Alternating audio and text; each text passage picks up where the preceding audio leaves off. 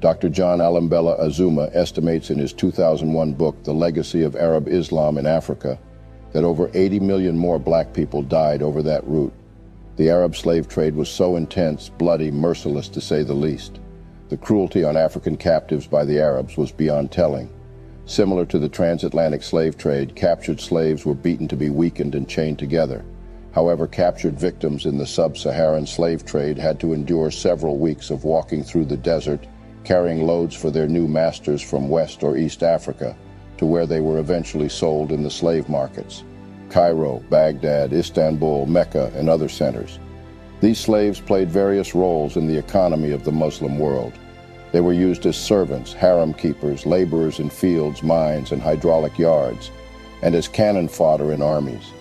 In several of his detailed books about the slave trade, British explorer Henry Hamilton Johnston explains how several slaves died in the desert, while others who fell sick or were badly bruised and could not make it were brutally killed by their masters.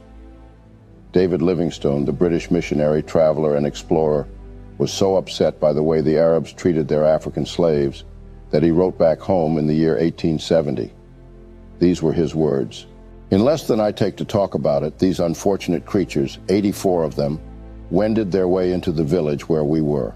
Some of them, the eldest, were women from 20 to 22 years of age, and there were youths from 18 to 19 years. But the large majority was made up of boys and girls from 7 years to 14 or 15 years of age. A more terrible scene than these men, women, and children I do not think I ever came across. To say that they were emaciated would not give you an idea of what human beings can undergo under certain circumstances. Each of them had his neck in a large forked stick weighing from 30 to 40 pounds and 5 or 6 feet long, cut with a fork at the end of it where the branches of a tree spread out. The women were tethered with bark thongs, which are of all things the most cruel to be tied with.